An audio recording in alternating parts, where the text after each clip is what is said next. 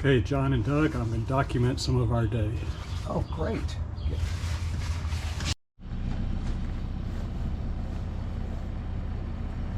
Oh, this is for Kathy? Hmm? Out up here, it's a really strong wind.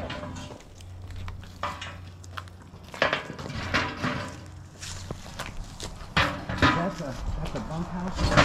Yeah, I'll show you that in a second too.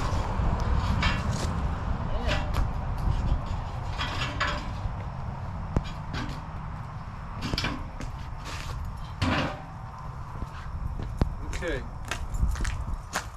I've got a picture of the house in here that shows what it was like before Randy Saylor, the guy I bought it from, had bought it. We've done a few things to the house. The big thing, this porch was not here. We added this porch since we've had it when we built and expanded the bunkhouse. The bunkhouse was originally, he never had it finished, but the original roof line that just goes horizontal or perpendicular to us,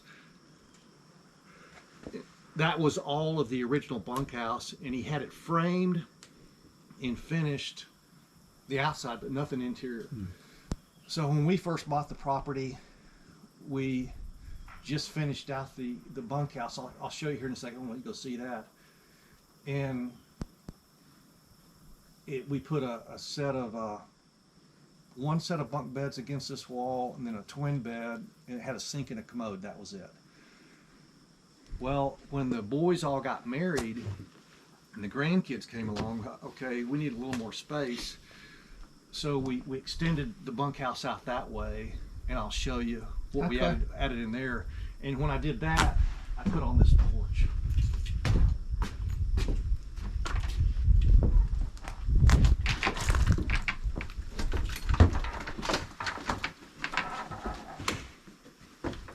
Go ahead, Woody. I'll let you video, and I'll come in behind you. That's what the house looked like before Randy bought it. Right there.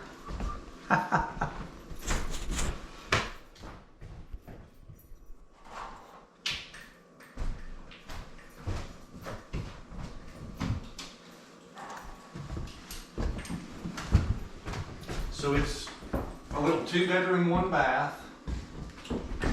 And I'm going to take advantage of this. Please do, please do. I'm gonna lay this right here.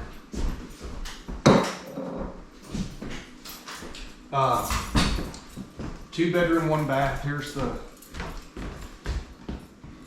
2 bedrooms.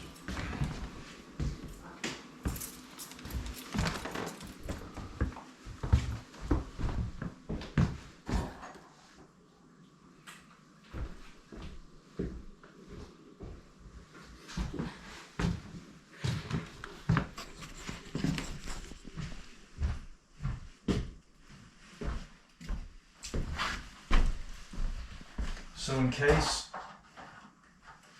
I ever get broken into or robbed, Woody is taking photos of everything so that I'll know exactly what I have.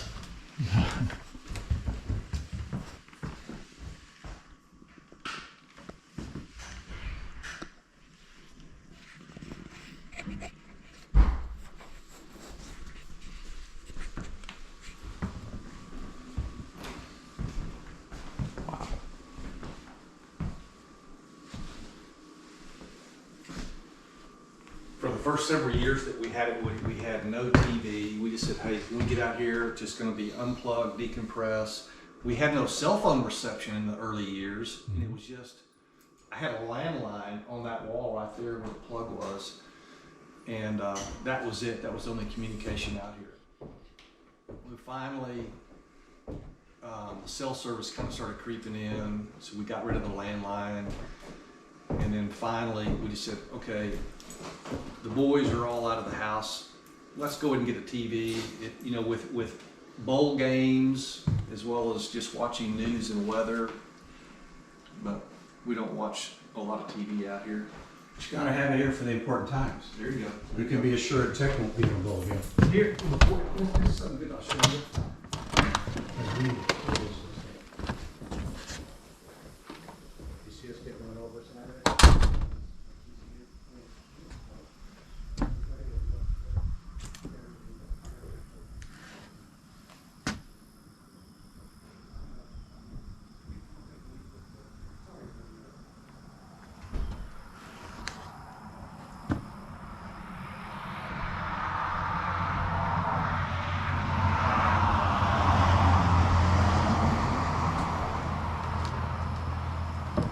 could live out here. Very nice, isn't it? Nice. This your first time out here, Woody? Oh yeah. You would love a place like this, wouldn't you, Woody? Oh yeah. Why don't you stand up there and let me get a picture of you there? Comes on, it's a light sensor or night light. And the spider webs around that light were just incredible. What kind is that? I don't know. Dr. Childers would probably know. Do you know Dr. Childers? As you've been aware, I've not done names very well today.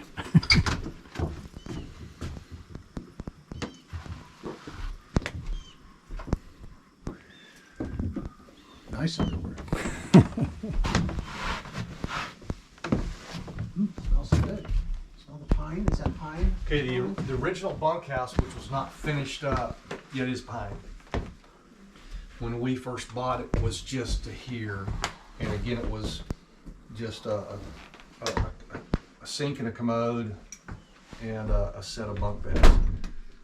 But this is what we added on for once the grandkids and the rest of the family.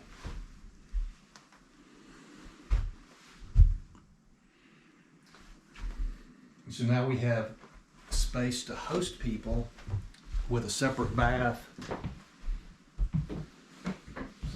and shower. Very nice.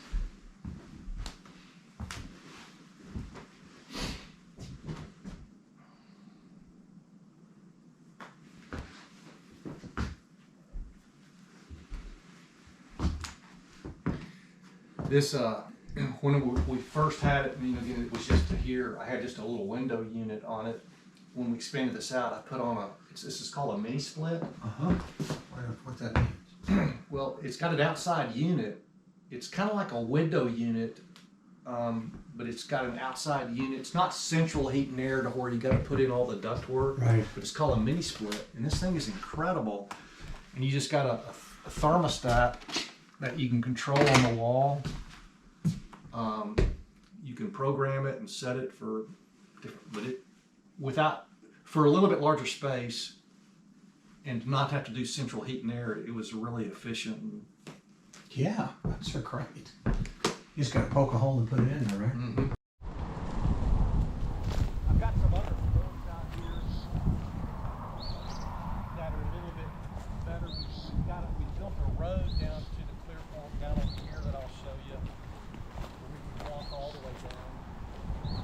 This area is, in fact, okay, get this, guys. I'm in the floodplain. I have flood insurance on my house and barn, and so I have seen this river all the way up to here.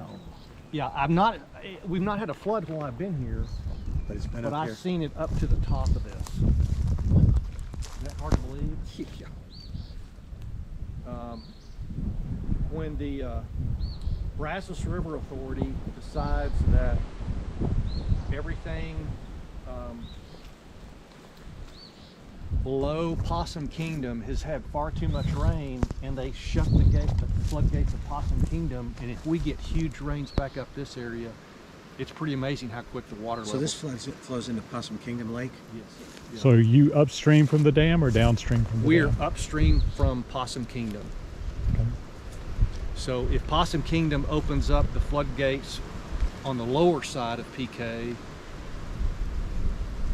I guess if they're raising PK enough and they open on the front side, we're okay. It depends on that whole Brazos River Authority. You can look at it online, but the BRA is pretty complicated on how they monitor all this. Yeah. And there are too many factors that I don't claim to understand, other than I've seen it up to these banks. We've not had a flood. I do know for a fact this property has flooded before we owned it, before Randy owned it. Well, you'd think it'd be safe with it being that far down there. That would be shocking. How deep is it right now? About a couple of feet? Yeah, not too deep. Let's walk down this way.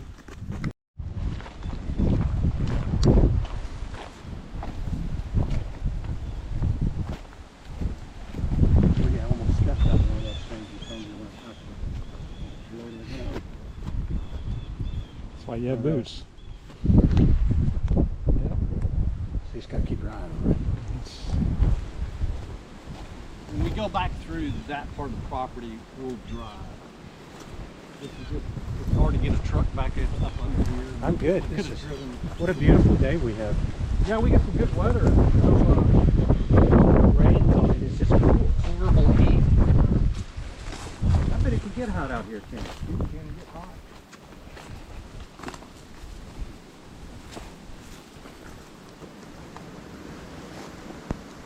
This, I'll tell you the story about, okay, this ravine, again, with big rains, there's a huge wash off through this ravine out to the river.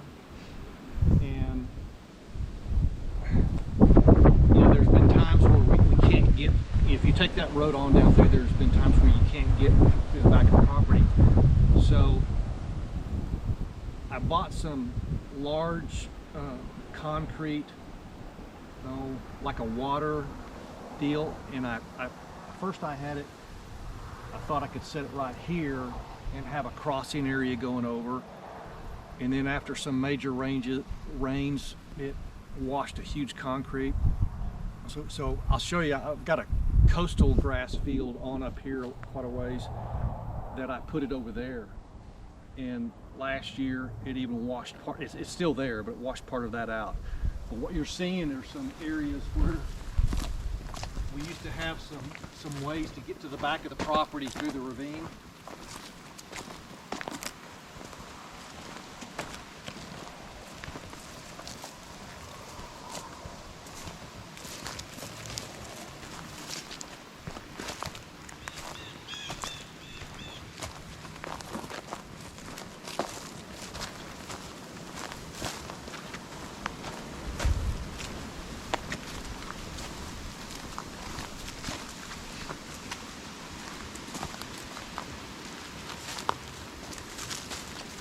So how much time have you spent on the Brazos in general? Not as much as you, for sure. Well, that scout camp, Worth Ranch, was on the Brazos. So the whole time Justin was in scouts, I was out there for summer camp and for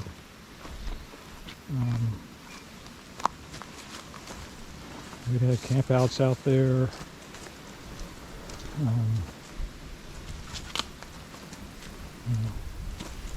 But this is the first time I've been out to the Brazos. And how did these get down here? Doug? Huh? Are these supposed to be down here? Yeah. Okay. We had them, I've got them up here turned upside down just so they All don't. right. I just didn't know if they had washed down in one of the That's where we heavy got- rains. This But I thought, boy, they. is all grown up so much. This was all, Are these your fishing chairs? yeah, this was all mowed down, and none of this stuff was here. And I've got there was a little island out here that Cheryl and I would come out and sit and fish the river. And now that this is all grown up, and now my island is going to have to go cover that.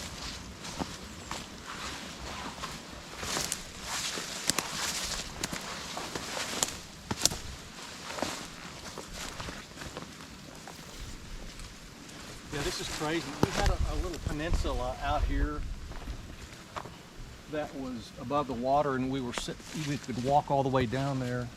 Maybe see it. Yeah, you can see it. The fish kind of off that and sit down there. We would bring the chairs down here and build a little campfire and either fish off that or just kind of sit in the evening and watch the sunset. But this has all grown up significantly in the last several weeks. So this ravine will fill with water. Gets very deep. Oh yeah. This could be totally full. We could be underwater right now at some point where we're standing. Now, how do you cut this? This looks pretty dangerous to cut. I will not cut it. I don't know if I'll do anything with this. If I do anything, I'll just pull it up. If it's.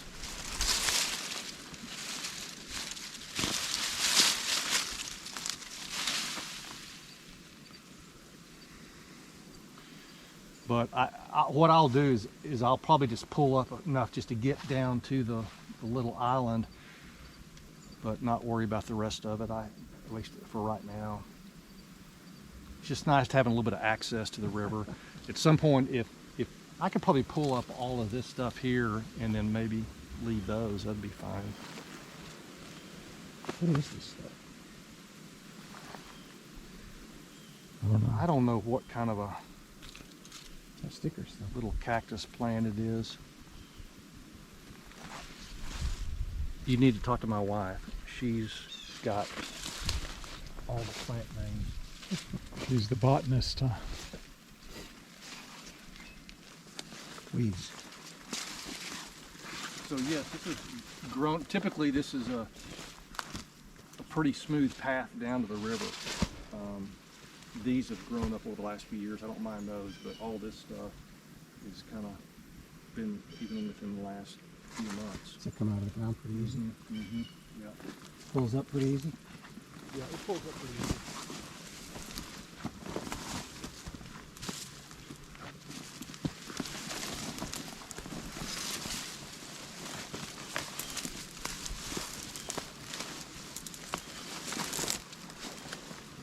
My knees don't work quite as they used to right now.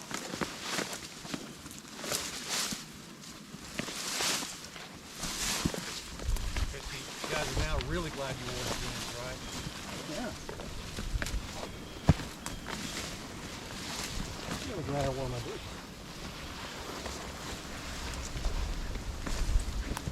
Seeing as I don't have any boots.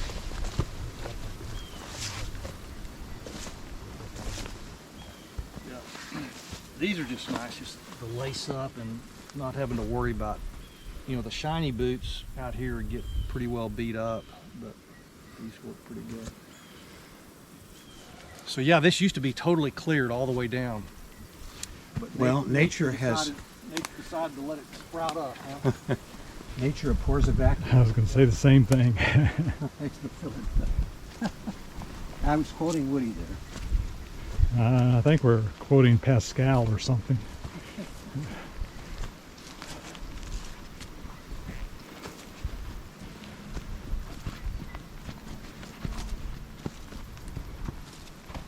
I may have done this backwards. Should have done more of the driving to show around early here, so we wouldn't wear out John. I'm okay. Told Boyce that, okay, buddy, we're ready to go walk the property. After driving from Kansas, I bet he's ready to walk. We can do some more. There's just kind of parts of it. I mean, obviously we can't drive a truck down through here. No. But there's some other places back here I can take you back and we can see the river from some What you different. need, Doug, is one of those new Broncos that they've got out that will go about anywhere. I was watching Jay Leonard's garage the other day. Yeah. They got a Bronco that's pretty amazing in what it'll do. Huh.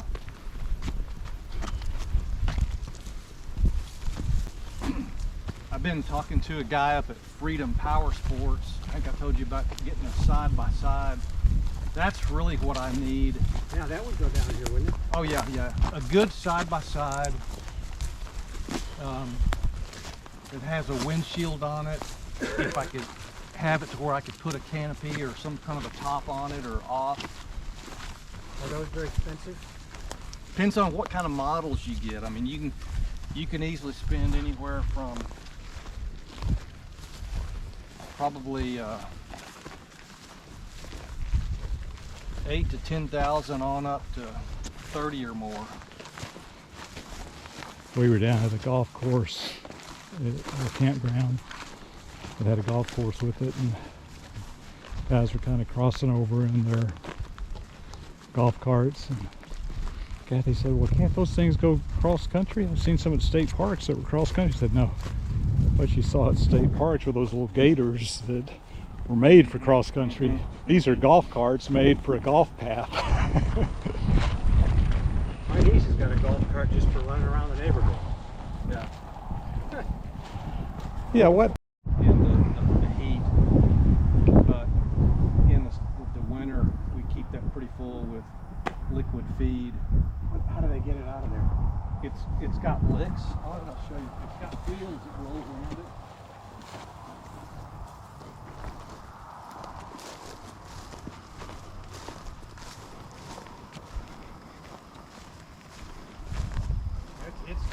It's got a food in it right now. See this brown stuff? That's it. And they lick that wheel. That wheel rolls around through it. Ah, But you just pull the top off. Like you can really pour in from that top deal there. Bring a truck in and just fill is it this over. here when you bought the No, place? no, we bought that. You have the company come in and fill it then?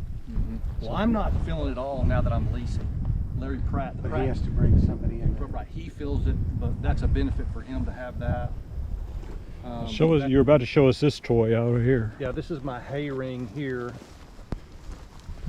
You can pull out here and put big round bales in it during the winter.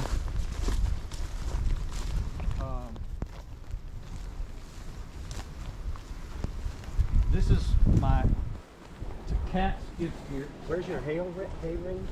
Right there. It needs to be re-welded in a few How do you, spots. what do you do? Just leave it there and they come? No. During the winter, You put hay in we'll it? take it out there and put a round bale in it.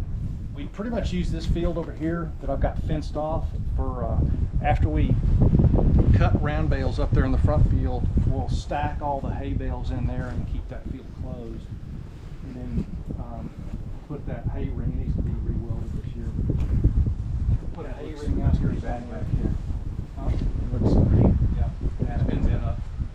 Larry last year didn't even, I don't think he even used it at all. He pretty much just set the round bales out and let the cows go at from there.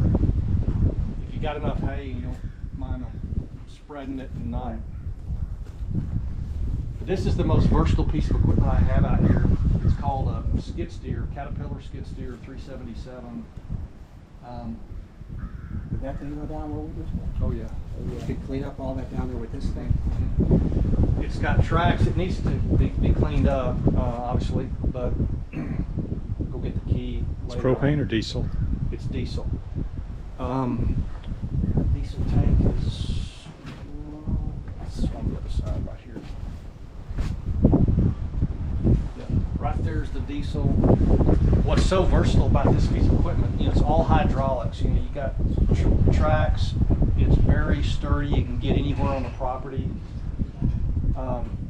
But you can replace the you can put different attachments on the front bucket that are hydraulically driven, because you can, right now with just this bucket, it's got, you know, the hydraulics here operating budget for the bucket the way it needs to. But I can put on a mowing attachment, a grubbing spear, hook up hydraulics here, What would you use to clean up down there? this. You would use a If I need mowing thing? no, I would probably use this to clean up down there. Just dig it up? If I got some deep rooted mesquites, I would grab that grubbing attachment and put it on here. But it's a very versatile piece of equipment. What do they call this? What do they call it? Does it have a name? Skid steer. Skid steer. It's a Caterpillar 377. 277. It's a Caterpillar 277 is the real model number, but most everybody just calls them a skid steer. You want it used? Yeah. Looks like it'd be fun to drive that around. It is. We'll start it up when Randy gets here. We'll start it up and I'll show you a little bit. It's all. Knowing how to operate it That would help. Have you ever driven takes a one? while. My brother had a similar thing that was kind of like a baby version, and I was just trying to operate this to scrape some dirt. And I realized this requires some practice to be any good at. It's all joystick driven. You know, your right joystick is the tracks, and front, back, sideways, circles, whatever you want to do with the joystick here, and then your left stick is your bucket. And then you used to keep your tractor in the garage. No, I Oh, pull the here. tractor in over here. That's why I built it this high, so I could get my tractor in right there. That John Deere 377 fit perfectly right there with no attachments on it. Again, the barn in its original state when we bought out here, there was no barn. but these pens were here.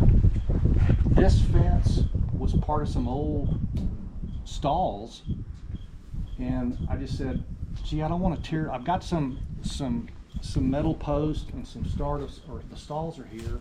Let's build a barn around these stalls. And so this is what the guy came up with. And I said, I want some storage space to tuck stuff away that would be secure, I can leave out here. And I just want enough space to have my tractor and my skid steer. Is there a door on that side too? Yes. Wow. So what's behind there? Let me go get the key and I'll show you. Is that your foot detachments? Yeah. Don't trip on this. This is a little bit of help with catching hogs. These are my two attachments. Here.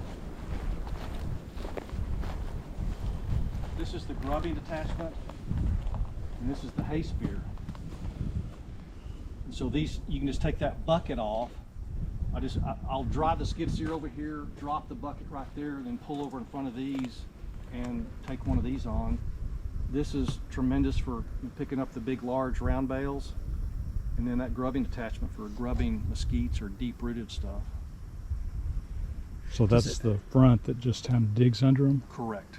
So it attaches back here. It attaches right in here, and that's the front part of it. Will it attach without you having to get out and put it on it? I pull up into it and pull it's got the two plates. When I come over here and I drop the bucket right here, and then I back up, and it's got two plates. You just come in and I pick it up right here with the plates, and I lift it up. You know, once I lift it up, it's got some bars under that on the skid steer that you lock these in place. Okay. He learned that after 5 years of lifting it by hand. Yeah, I'm not lifting Yeah, it. before a hip replacement, I used to know. It looks like that's a serious. And this hooks. This goes on the back of the tractor. This was my bush hog mower when I had the tractor. You know, hooks into the back of the tractor right here with the drive shaft. The back of the tractor has hydraulic arms that would lift this up. You hook this into the drive shaft, and it's a cutting machine. On a tractor. And he has some special never go flat tires. Yep.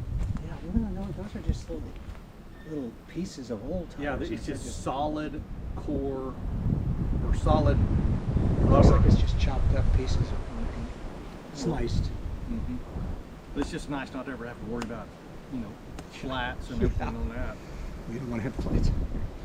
These pins were already here. As you can see, you kind of see the difference in a lot of the iron, what's old and what's new. You can see like the gates over there. See that gate? That's new. Some new gates. What are those things over there? Are those feed troughs? That's another hay around. Oh yeah, feed troughs laying down. Yeah. You saw the hay Yeah. ring, another hay ring over there. And that's your. This is the squeeze chute. This is the timeout room for your teenage boys. When we want to work cattle, we first bring them all back into this area on the other side of the barn, close that gate, and then we can bring them in here. And if we need to sort them, like if we need to like put all the mamas over here, or the bull here, or the little ones, we can sort them. And then if we need to bring the little ones in here to either dehorn them or vaccinate or brand them, this is called a squeeze chute. You open this up and you get somebody to kind of work the cattle through, and you get them coming through, and right when they come right through here, you close off once the head is in there, and it's not going to hurt them, but you get their neck in there with their head sticking out, then you close down the back. Then you can safely work a cow without getting kicked or anything. You know, if you need to get underneath to help a mama cow with udders, and so she can feed a cow, and it's just very helpful. Was this here when you bought the property? Yes. Again, the barn was not here, That's an expensive piece of machinery there, I'll bet you. but this was here. it's so versatile, and you know, other than maybe periodically oiling it, there's nothing that has to be done with it.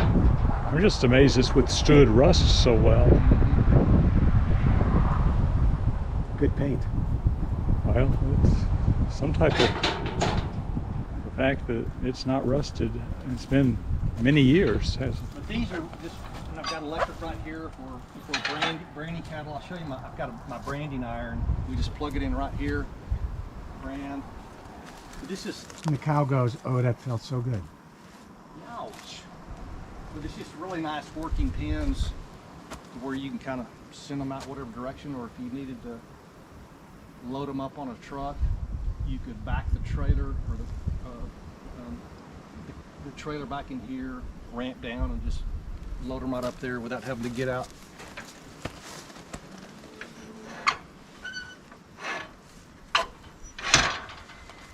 And I see the seam where you had to make the top of that gate taller because you're growing such big cattle here, huh? I think that's just where we decide we're ready to swing out once we're coming out, right? I was just looking at the, I don't know why that was taller there necessarily. I just told you it's because the big tall cattle you're growing out here. Clydesdale cattle. Texas cattle. That's my diesel fuel right there. So you have somebody come out and deliver Yes. fuel to you? Uh-huh. Young County Propane and Gas, they come out and either fill up my propane for the house, or Oh, is that the little unit kerosene. that's on the inside of the house? Yeah, that's it. This is the mini split unit. So it has an outside unit. Correct.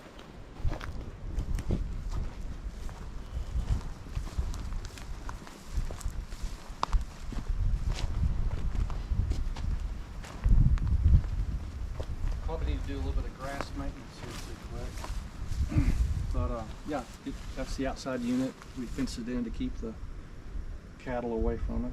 Here's where the people take the bath when you want to get rid of them. This thing was here. I think it was the original bathtub that the Hughes family had in that little bitty house. When we bought it, it was here, and he never did anything with it. And Cheryl kept saying, "Oh, I want to keep it. Maybe we'll use it as a planter or something like that." Yeah. We do get martins most every year. Martin. That's kind of fun to. Is that the see. same one that used to be at your Fort Worth house? Yeah, we just don't see as many martins in the city anymore. I don't know whether you see many, but.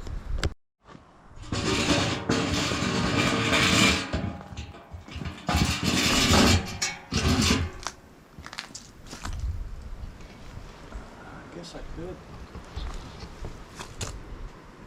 get us a little fire going there. Don't know that we need it.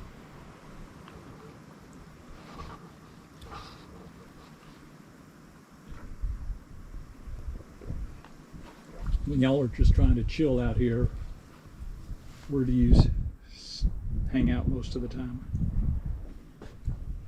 You know, I love getting up in the mornings and just come sit out here, have my quiet time outside, and just, you know, watch the sun come up over there from the east. This is probably our more regular place outside here near the house. You know, we'll sit out on the front occasionally, but you know, you got the little bit of road. You know, not bad. Not a whole lot of traffic, but So what time of day do the fighter jets fly over? not much out here. Yeah, I'm there's just really not much. contrasting this to home. Oh yeah, no doubt about it. No, there's not. It's kind of fun. You see my deer feeder straight out there? Yeah. Uh-huh. It's kind of nice when I've got that going. Be able to sit out here and eat and watch deer.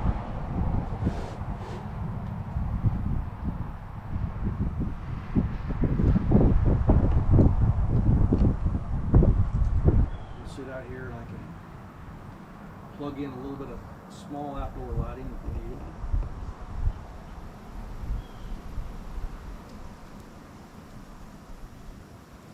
How much maintenance do you have here with this place? And then, you know, after being out here, they eventually either get eaten or decide, you know, this is not their home. What eats the cats? Coyotes or Bobcats. bobcats, yeah. So do you leave food in there for them? Oh yeah, I'll fill that up with cat food and a little bit of water here. We recently, who was it?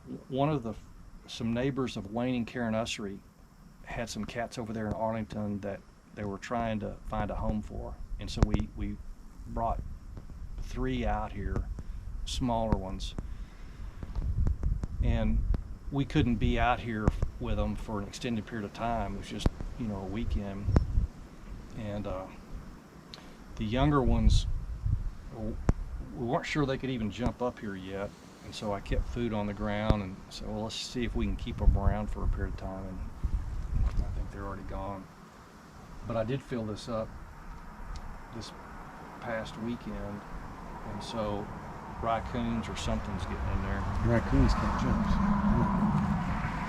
or something's getting in Squirrels? there. Squirrel. I don't know that a squirrel could get in there. I guess I would like to think that There's a YouTube video showing a squirrel obstacle course that some engineer built. Mhm. Yeah. Pretty funny. Squirrels could make it. Yeah. It's trying to live. Let me blow off this deck real quick. Just trying to live, aren't they? Is this a little horned frog in here? Is that what this is? It looks different than a gecko. I think that's a little horned frog. Could be. I think that's a little horny toad.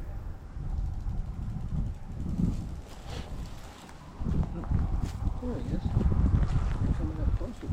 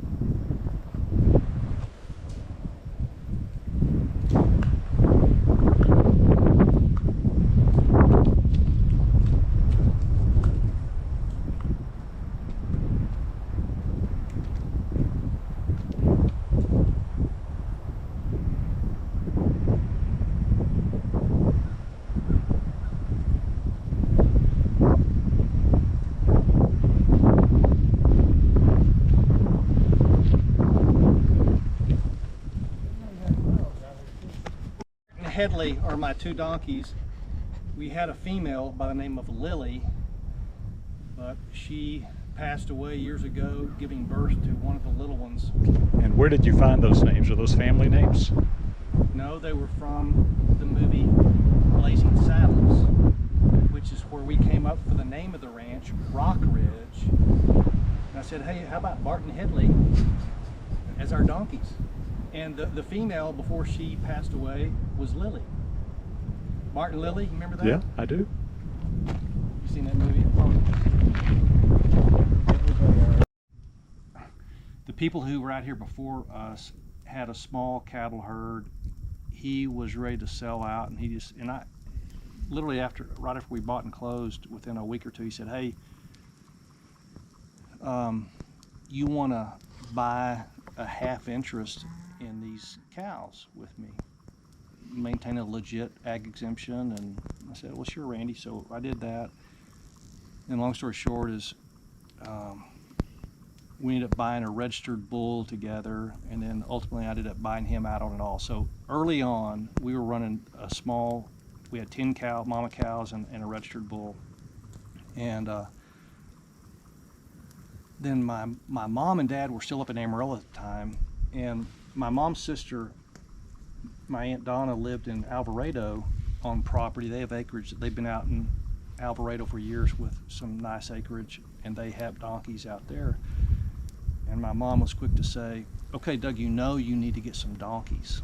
And I said, I do? And she goes, yeah, Aunt Donna needs to sell you a donkey or two because they will really be good to protect from the snakes and just to keep her there around the cattle. I mean, really be good for them.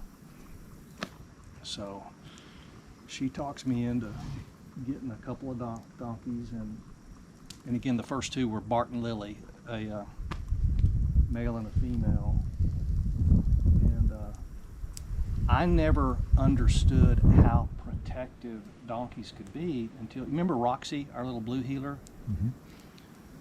Well, when we first bought out here, we had Roxy, and so we'd bring her out here, and man, she just flat loved it out here. That little blue heeler, there's so much natural instinct in her.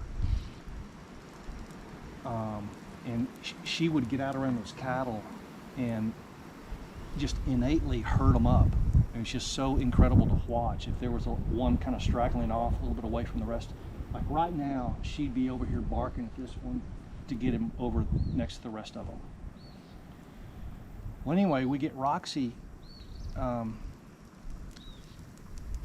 out here, her first time to see the donkeys, and she's so excited. You know, she's half city dog. She gets out here and she sees the donkeys, and those donkeys almost immediately chase it out to her, and they start rolling her. They start kicking her and rolling her.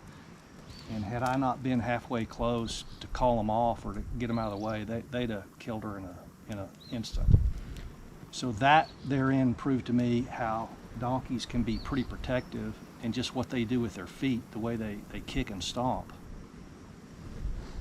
So they kill snakes. They will stomp snakes with their front feet.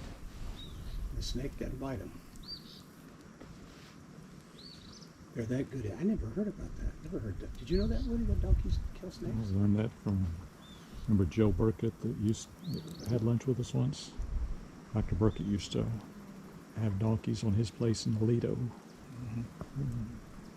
I haven't read up a lot about, So these donkeys are protecting that cattle. Are they protect them from coyotes? yeah, coyotes, snakes. The cattle really don't bother too much about snakes, but yeah, coyotes is the main thing, and those donkeys will be very protective. Bobcats. Mm-hmm. So the donkeys protect the cattle. They Mhm. know to do that. They just protect whatever's out here. Yeah, They protect you, I wonder? probably would. I haven't had a direct instance, but So whatever they consider is their property. in fact, while we're waiting, I should feed them some oats.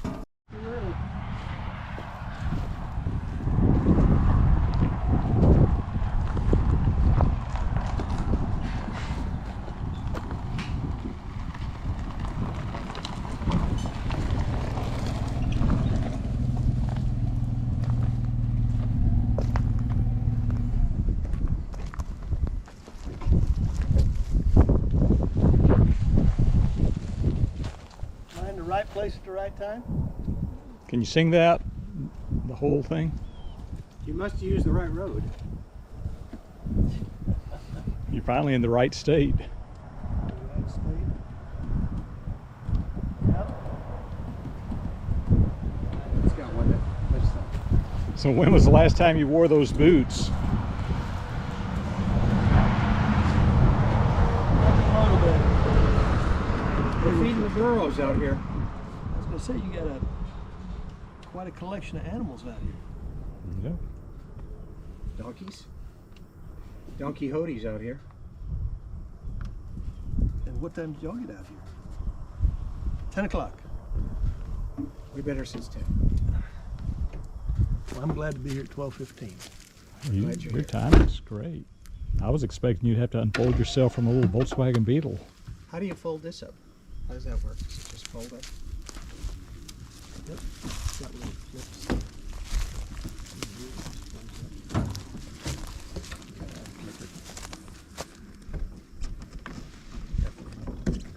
Oh, okay.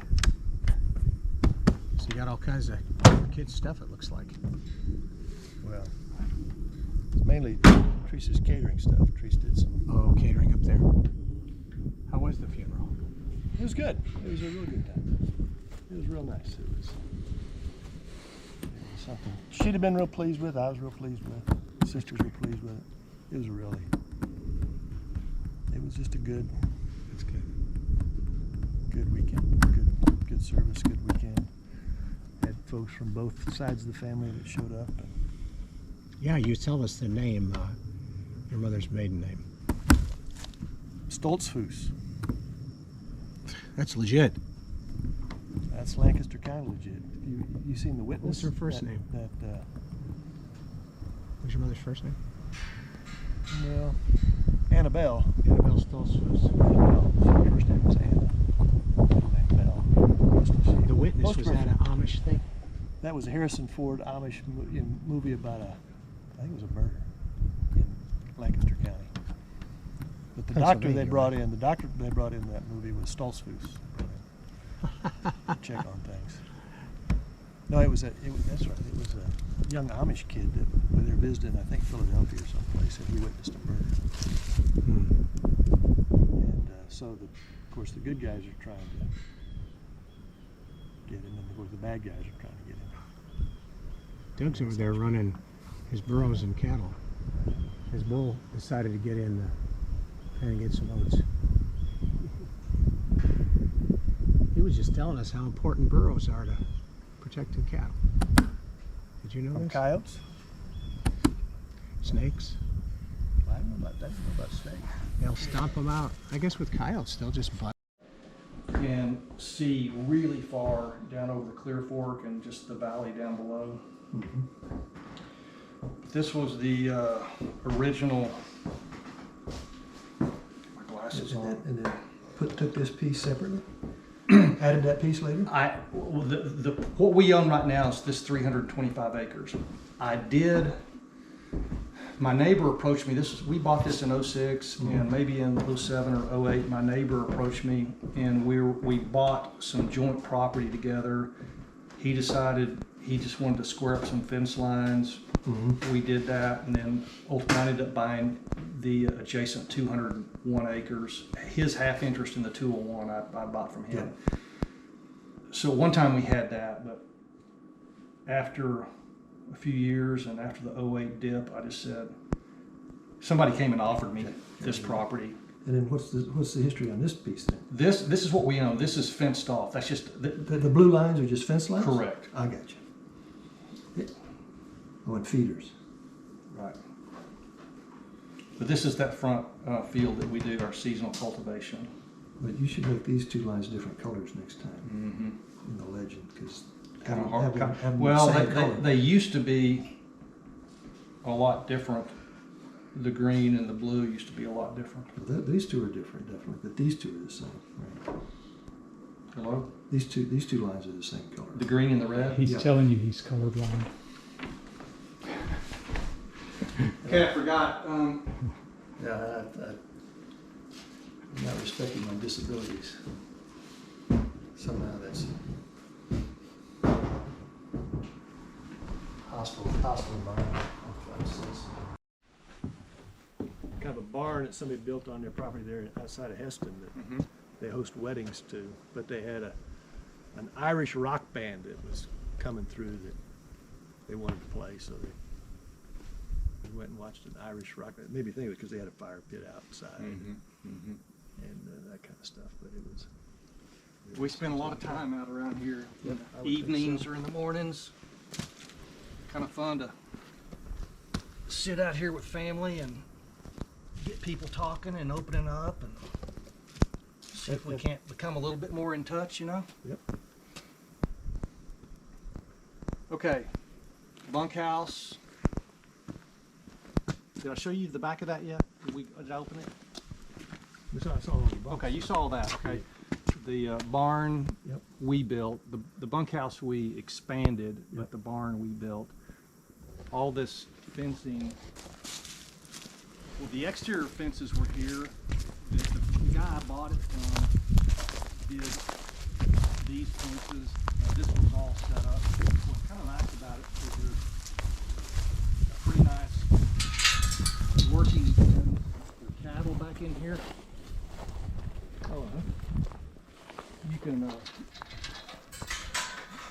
drive them all into here pretty well. These feeding troughs will pull out here and throw out food and get the cattle all back in here. Shut off the gate. And then we need to work them back in through here. We've got sweet shoots, sorting pens back here. Got enough water to move down the river? I do. Depends on what the BRA is doing, how much water they're letting out of PK either. There's plenty of water down south and they're not letting a lot out of PK and it'll fill up pretty quick. We can sort cattle back here and then I've got a squeeze chute where we can brand and castrate, dehorn, the whole bit. That's a riverbank right there. That's the river right there, huh? Yep. You kept it nice and cleared out and cleaned the trees out here. Yeah, every now and then, I'll, in fact, within the past 6 months, I've got an attachment that I can rent from, I don't own it right now, but I've got an attachment that I can rent and put on the front of this skid steer.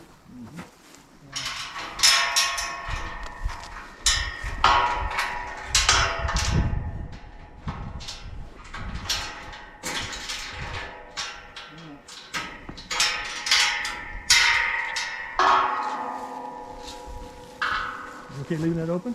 Yeah, you can just leave it open now. I had closed it just so the donkeys, so the cattle, when I fed the donkeys, the cattle were coming in.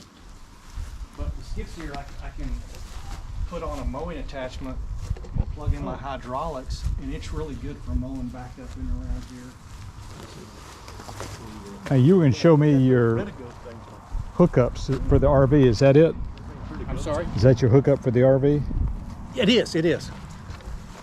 Come look at it, see if there's, I think it's worked on my son's little trailer. I think it's pretty universal.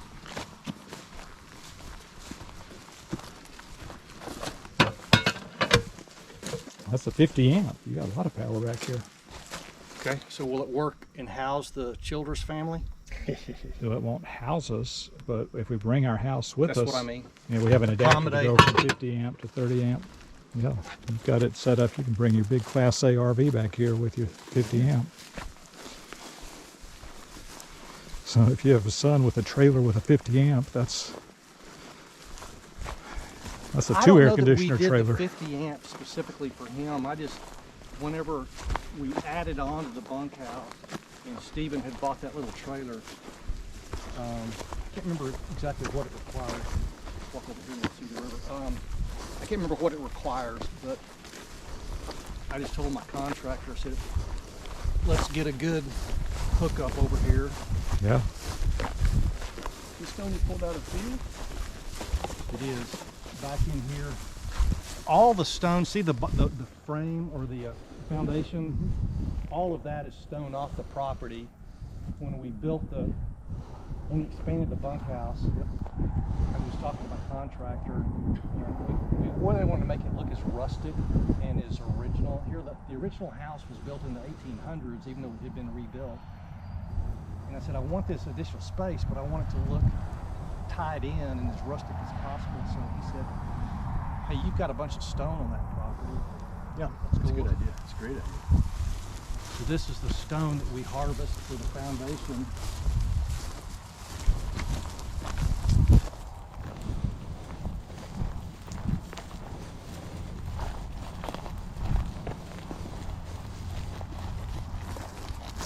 And from the county road is the start of our property.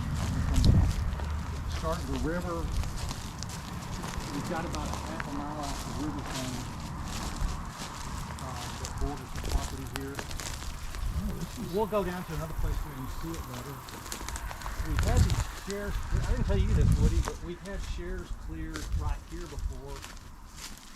Well, we've had shares in a space a little bit better cleared out where we kind of overlook. And again, that water will get up as high as that brush.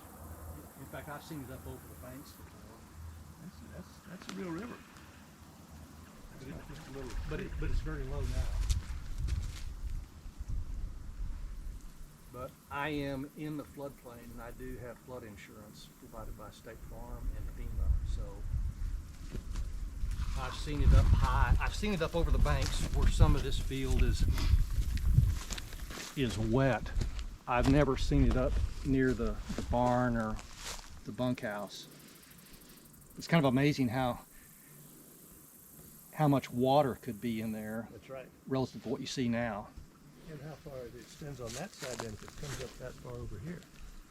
It'll flood back over there. Those Yeah. fields will be pretty well flooded. Yeah. Do they say whether that's the 100-year floodplain, or do they put a number on it? I think that's right. It's been a while since I've looked at it. And so this is the border of your property? Yes, the river frontage, half a mile right here is my western border. And do you have restrictions on what you can do with that water? Can you pull anything out of it you want to? No, in fact, I didn't tell you this, Woody. The year of the drought that I was selling cattle, or ultimately ended up selling cattle, I was trying to keep enough water on the property to keep my cattle watered. Well, I met a guy, I go down to the diner, there's a little diner down here, and I meet some of the locals, and I met a guy by the name of Tony Hawkins, who owns XL Pump. And we're talking about it one day, and he said, Doug, I can put you in a pump system. You got a lot of river frontage. He said, I can put you in a pump system and we'll keep your tanks filled. And I said, is that legal?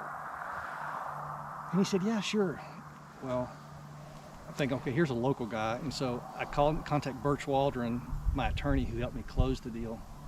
And I said, hey, Birch, met a guy who's tell me he can put a pump in the Clear Fork of the Brazos, and we can do an underground piping system to each of my tanks, and I can keep these tanks full. And he said, well, first you need to call the Brazos River Authority and see if you need to get a certificate of adjudication to be able to do that. So I call the BRA and I talk to some guys. And basically the long story short was, okay, what's the purpose of you drawing water from the Clear Fork? And I said, well, I just need to water my cattle and keep some of my tanks full. They said, okay, if there's no commercial use and it's strictly for livestock and personal reasons, then yeah, you're free to draw water from the Clear Fork, and you do not need a. Yep. But when we walk back to the property, I'll show you some of the valves and how that works.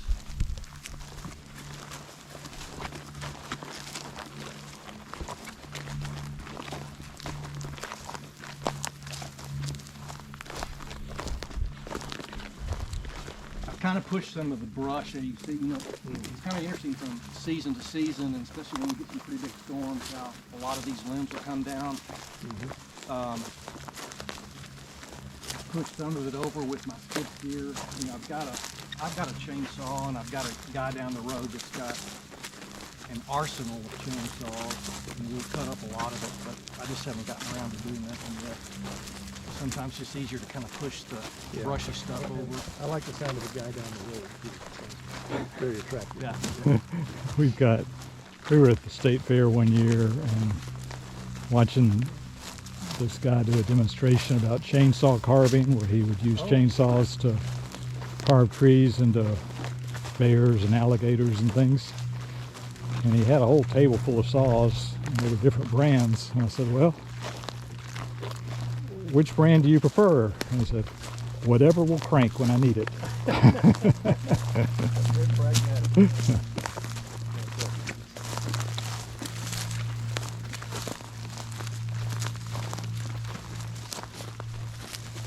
Randy, one of my deer feeders, we just passed it. Yep. The tin one back over there. Yep, saw that one.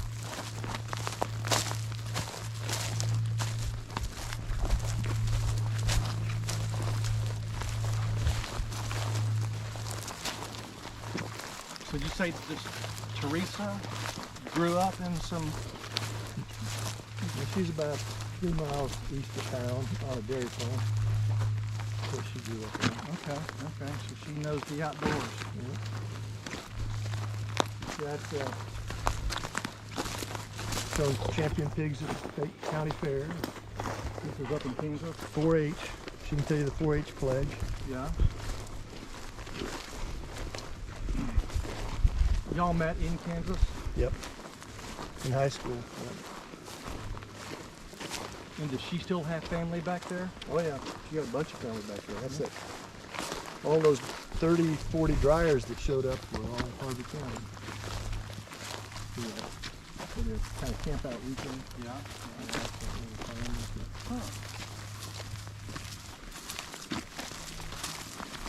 Well, she had 3 sisters, so there's a whole bunch of dryers, but there's a bunch of married men that had dry connections. Right. Any brothers or just the 3 sisters? Just 3 sisters. 4 girls on a dairy That's farm? right, that's right. Wow. Are her folks still alive? Nope. Well, her mommy. Yeah. Her mom's there. They're in there. You trap a hog in that? Yes. That is my hog trap, which I was telling the guys, just here along the river, I mean, it's just kind of conducive to the hogs. So what do you put in there to attract the Corn. And then I'll put corn in it, and I'll get a wire and put string. Well, there it is. You can see part of it may be cut, but I'll put a new wire in it, and from down low, down across here, and just have it spring loaded to where I'll put a small little. Well, here it is. This one right here. There it is. You can do it like that, and then if it's not broke, That's that vine growing across it. but I would tighten this up a little bit, move it down, and then sprinkle it with corn, and the hogs get in here, trip this wire, and it's. and what do you do? I'll either call a guy. I like the word. I call a guy. I call a guy who Guy will up come there. take them in, and he just Relocates sells them or them. processes them. If it's only 1 or 2, a lot of times I'll just shoot them and throw the carcass into the river. If the boys are my boys are out here with me, sometimes they'll cut off a back strap or something, but they're pretty nasty stuff and not much worth eating. It's not real fine dining. Do you want to leave that loaded?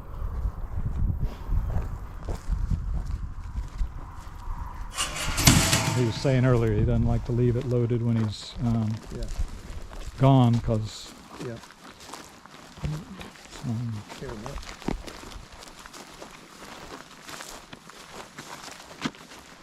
Randy, there's a ravine that runs east-west here through the property. This is what it is right here. We'll cross it when we drive across it back over there. We could walk across it. That fill up when the river overflows? Yes. This can be full of water to where you can't cross it. You can see a little bit of what here, then we'll walk down to the river. But it's kind of amazing to think, just to see water up this high. Yeah. And with the river significantly higher.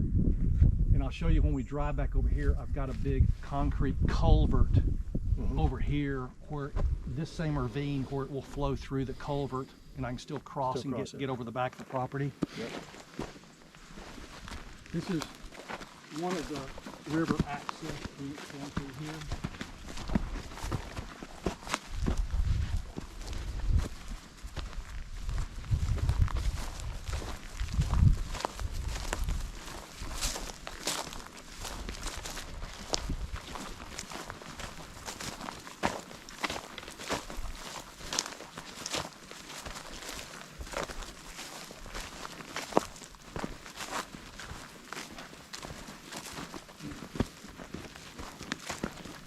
One of these probably gonna get back out here with my boys and with a skid steer and maybe some other range equipment to just really do some these roads and just some of the pathways. It's kind of an It doesn't ongoing. take too long. Bring back over.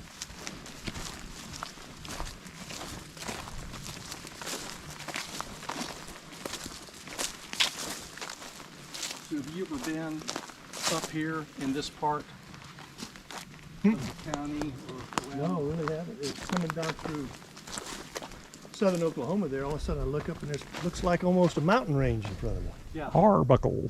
And there's the Arbuckle Fried Pie Shop. Well, Did you stop? Arbuckle Wilderness. well, no, I didn't come down. At Oklahoma City, I came across on 64. Okay. So I came west, just north of Oklahoma City. Took that route over. Tell me again, what did Teresa stay or did she fly home? I dropped she and Katie off at the airport in Wichita this morning at 6:30. Okay. And then drove straight And they're flying. to get back to Virginia, back home for Okay. Katie. What Teresa likes to home. Oh, this is nice. This is all overgrown significantly from what I used to have. So this is just a little bit of a river access.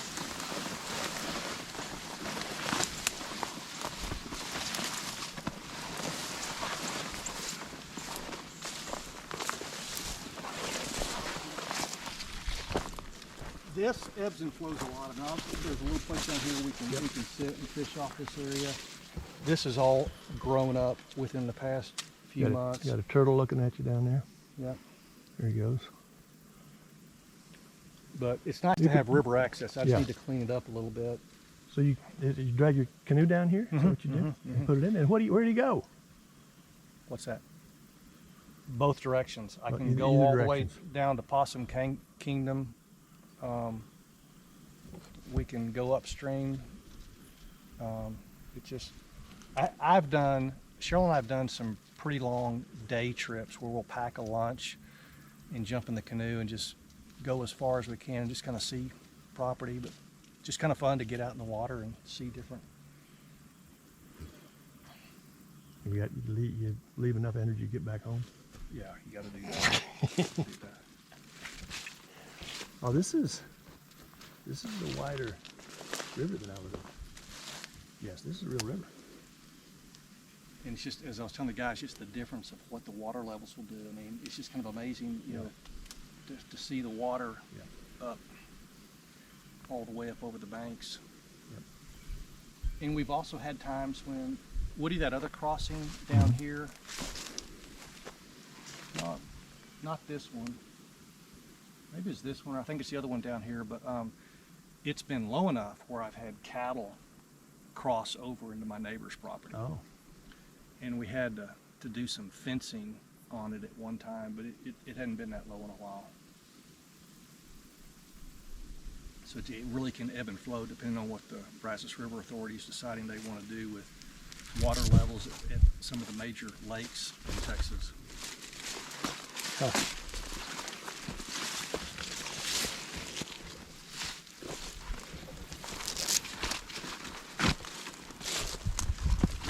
How long have you had this now? Since '06. That'd be a while. It's been a little while.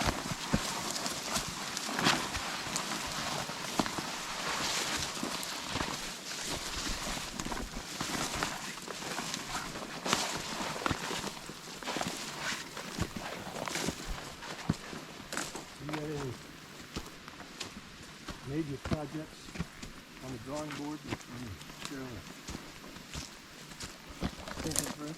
You know, the last major project was just the expansion on the bunkhouse. Yeah. That came up nice. That was nice, and how to be able to have all the family out here with the kids and the grandkids. I don't have any major projects. I need to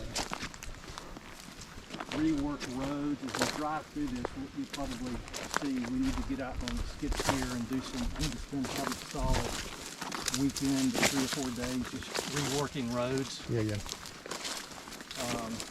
I grub during the heat of the summer, late summer before the winter. Try to get as many mesquites out of the big fields.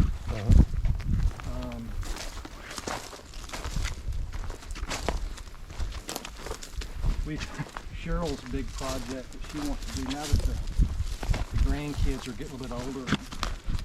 She wants me to build a fort out here. She said, wouldn't that be fun out for the grandkids to have their own little fort? Don't make it too far in the back so you can kind of keep an eye on them. But a little place where they can gotta get out. You know, they're city kids. We gotta keep them this country stuff. So I bought a little book of fort plans. I haven't decided what I want. Put it up in the air? Yeah, I'm gonna put it up in the air. I'm looking at good trees that would be, you know, feasible and desirable to build a good fort in. Have either one of y'all ever done that? Oh, yeah, we've got that one in the backyard, but I guess you've not seen it. Hmm? We've got that one in the backyard that first built over at our Harley house and then moved over to this house. And then it's still there, but it needs to come down. I doubt it'll pass any safety inspections. Matt Yoder's son-in-law, Sarah's husband, he built a tree house, a platform and tree house up in a big tree near there. They had a zip line out of it for a while. Yeah. That would be Big fun. draw for the neighbor kids. Big neighbor kids. That would be fun.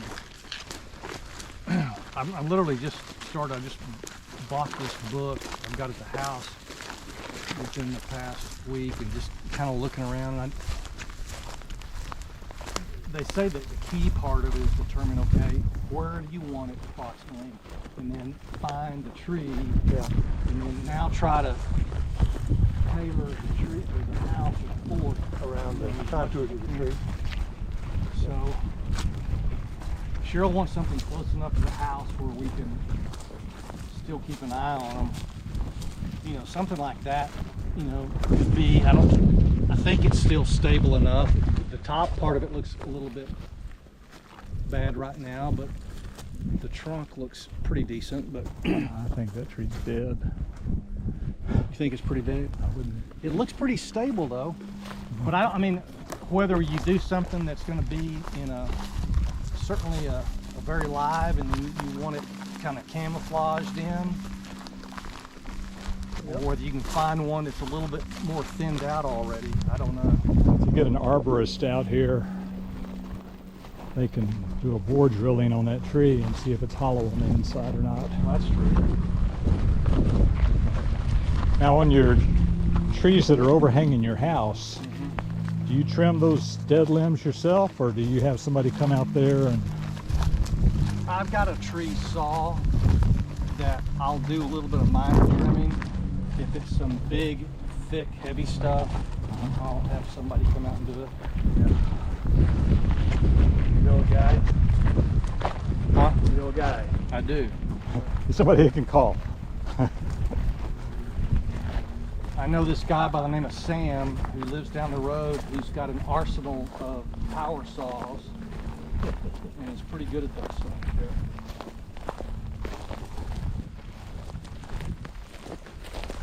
They had, so yesterday, Virgil White, my brother-in-law, married Teresa's older sister. Yeah. He had a guy come over, call him up and say, you still got a welder at your garage? I just borrowed a trailer to haul some stuff and I just flipped it on the highway. I need to weld some stuff back together if you can do that. Oh my gosh. So he brought the trailer over. Wow. So I think Burge is that guy. Some of the folks around Heston. Yeah. I know a guy. I know a guy Sharpen that your can do this stuff. sharpen your knives. It really is weld your kind of neat. stuff. You know, some of the things that you kind of don't think about as much in the city, but you get out here and neighbors really are neighbors. Yeah. And people will help you with projects. Yeah. And somebody that either has the equipment or the tools or the know-how. You know, once you kind of get to know folks and you build a relationship, it's just kind of neat. Unfortunately, my neighbor here is getting, I haven't seen him for a while. It's the Workmans, Jim and Nancy Workman in he's a retired dentist from California. Got to be in his 80s. And in fact, I think that his wife may have passed away. We just haven't seen him in a while. What does this go to, Doug? Pardon? Is that the lid to your thing there? It is. It is. Thank you. But yeah, the Workmans are probably, that's, I think, less than 100 acres right there, but that property's probably going to change hands sometime near term. You what? I don't know. I would certainly be open to it. You know, it would be obviously across the river. I'd rather have something back on this side like I did have at one time, but still it would be adjacent just across the river. How much land is it? I think it's a little less than 100 acres. So, yeah, I would be interested in it. Leave that open, Doug?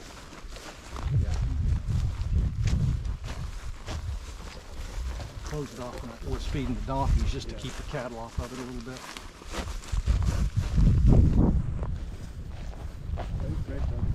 That covers in good shape. Well, after lunch, we'll drive down this direction, and there's much more we can walk back there. But until I get a side-by-side and something that's a lot more conducive to going back to the rest of the property,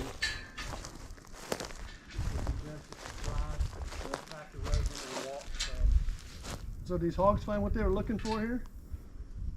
acorns, yes.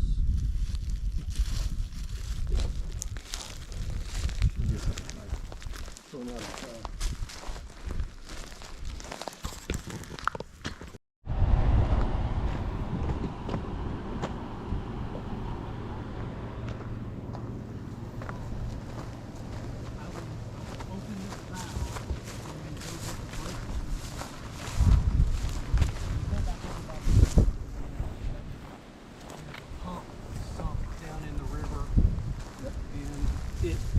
Flows right into these tanks. See my valve there, Woody? Just open that lever, go hit the breaker switch, and water's flowing in a matter of minutes. He's got a nephew's got a windmill. It works just well Right. enough to kind of keep his tank kind of Yeah, fill up there in Kansas right.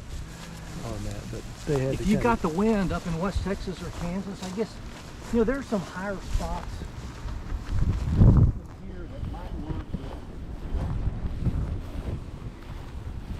But that was a pretty, yes, clean fire on.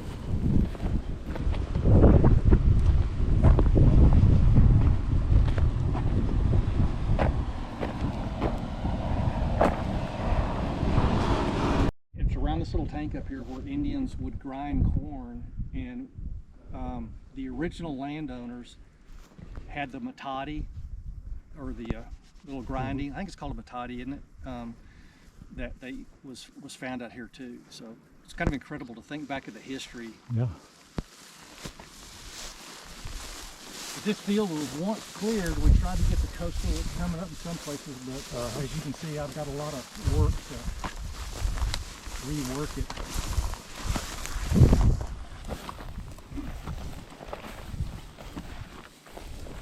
But it'd be a perfect area for just some good cultivation or some good grass. And I don't know at this point whether I would try to come back in with some more coastal after having lost that. I'm more inclined to do some sort of a native grass mix that would be a lot easier and maybe less expensive, but I'd just love for this to fill up. If I grubbed all the mesquites and for this just to be a nice grass meadow.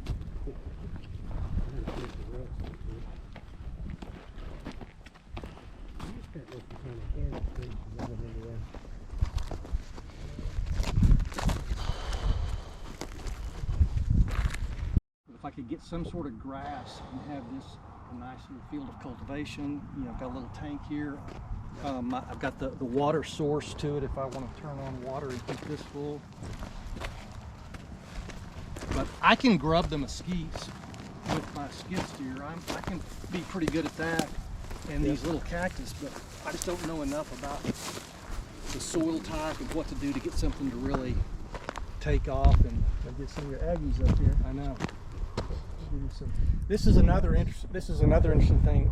These reeds have all been new within the last probably 2 or 3 years.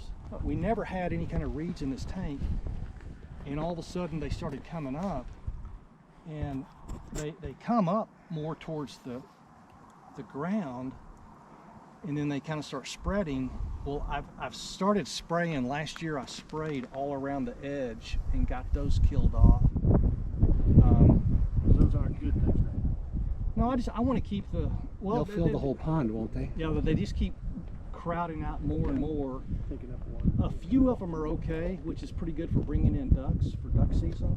But when this tank has at one time almost been totally filled up with those, and I've sprayed all around the edges to kill off those. I think if I can cut these off below the water line, it might choke them out. It's a cool hill. So what you need is a swather on a barge. There you go. There you go.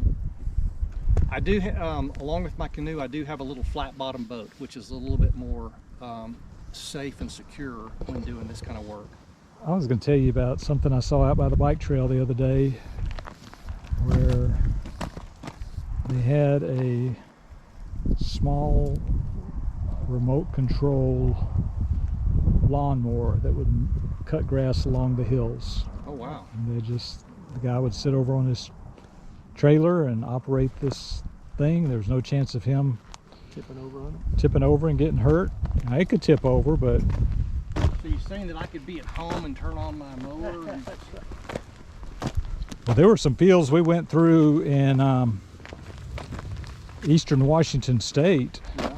that were so vast and uninterrupted that I'm sure that somebody had some robot control farm equipment that could work those fields. Yeah, what the technology has done in agriculture these days. Probably pretty Ohio incredible. and Indiana good for drilling stuff.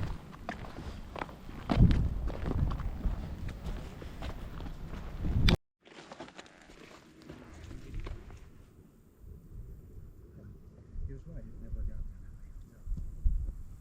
I had fun for single digits. Some of them went and found up that some issues they yeah, some other things. Feeling okay, John? I'm good. I'm good. I'm gonna get your truck messed up. I got my. No, I'm good. Don't worry about me. I'm good. I just don't know if I should haul this rock home to my wife or not.